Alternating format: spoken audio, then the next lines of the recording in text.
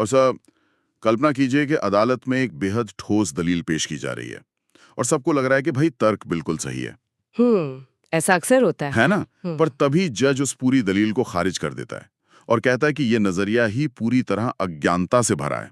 अरे बाप रे, ये तो किसी का भी सोचने का नजरिया एकदम बदल दे। बिल्कुल।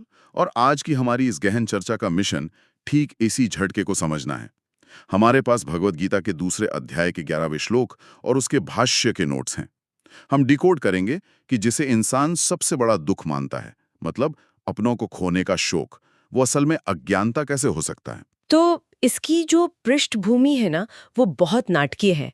अर्जुन युद्ध के मैदान में है और अपने ही परिजनों को खोने के डर से गहरे शोक में है। जो कि अगर देखा जाए तो काफी स्वाभाविक है। हाँ, मानवीय नजरिए से उनका दुख पूरी तरह से जायज लगता है। कि अर्जुन बातें तो विद्वानों जैसी कर रहे हैं, पर उनका बर्ताव अज्ञानियों वाला है।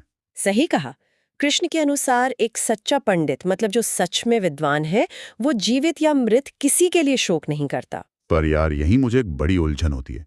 अपनों को खोने का दुख भ्रामक कैसे हो सकता है? वो इसलिए मेरा मतलब है कि अगर हम किसी सपने में रो रहे हैं तो जागने पर पता चलता है कि वो सच नहीं था। क्या कृष्ण अर्जुन से यही कह रहे हैं कि ये दुनिया बस एक सपना है? अच्छा, सपने वाली ये तुलना दिलचस्प है, लेकिन यहाँ मामला सिर्फ सपना टूटने का नहीं है। बात वास्तविकता की पहचान की है। कृष्ण कठोर नहीं हो रहे हैं, वो उस क्यों को समझा रहे हैं जो अक्सर छूट जाता है। तो फिर अज्ञानता क्या है यहाँ? अज्ञानता ये नहीं है कि अर्जुन को दुख हो रहा है। अज्ञानता ये है कि अर्जुन शरीर को ही सब कुछ मान बैठे हैं। सच्चे विद्वान जानते हैं कि केवल भौतिक शरीर नष्ट होता है, इंसान की आत्मा नहीं। हाँ, ये तो है। इसलिए केवल शरीर के मिटने पर शोक करना ऐसा है जैसे किसी के पुराने कपड़े बदलने पर रोना।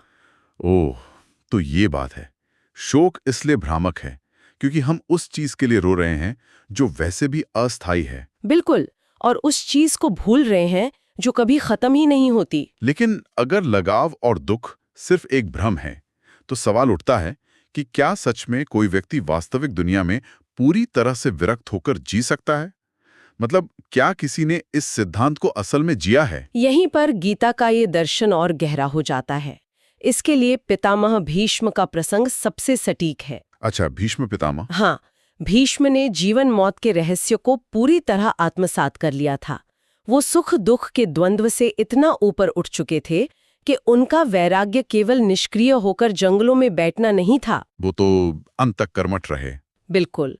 पर नोट्स में एक हैरान करने वाली बात यह है कि वो इतने शांत और विरक्त थे कि उन्होंने महाभारत के युद्ध में दुष्टों का, यानी कौरवों का साथ देना स्वीकार किया। रुकिए रुकिए, ये बात हजम करना थोड़ा मुश्किल है।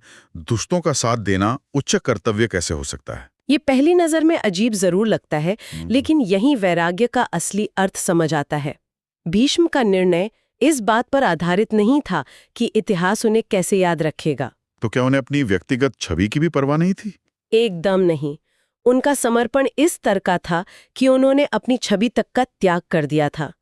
जब व्यक्ति परिणामों और अपने अहंकार से पूरी तरह मुक्त हो जाता है ना, तो वो केवल अपना निर्धारित कर्तव्य निभाता है। मतलब, उन्होंने अपनी प्रतिज्ञा को एक वृहद ईश्वरीय योजना का हिस्सा मानकर निभाया। हाँ, बिना इस बात की परवाह किए कि उन्हें खलनायक के पक्ष में खड़ा होना पड़ रहा है। ये तो वैराग्य की एक बिल्कुल अलग ही परिभाषा है। इसका मतलब है कि असली चुनौती दुनिया से भागना नहीं है, बल्कि दुनिया की जटिलताओं के बीच रहकर अपना कर्म करना है। और वो भी इस बात से अप्रभावित रहते हुए कि उसका नतीजा क्या होगा। आज की भागदौड़ भरी जिंदगी में, जहां इंसान अपने फैसलों के नतीजों से डरा रहता है, ये विचार एक बहुत बड़ी मानसिक आजादी दे सकता है। सही बात है। जब हम परिणामों के डर को किनारे कर देते हैं, चाहे वो हार का डर हो या समाज क्या कहेगा इसका डर, तभी हम पूरी क्षमता से अपना काम कर पाते हैं। ये एक बेहद शक्तिशाली दृष्टिकोण है, लेकिन ये चर्चा एक बहुत ही तीखे सवाल पर लाकर छोड़ देती है।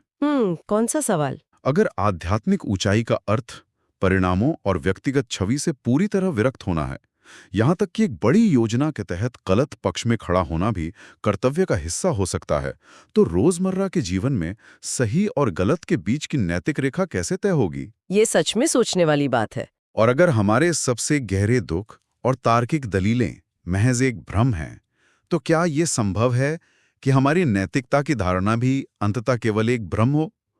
खैर, ये एक ऐसा गहरा सवाल है जो सच में किसी को भी अपने स्तर पे सोचने के लिए मजबूर कर सकता है।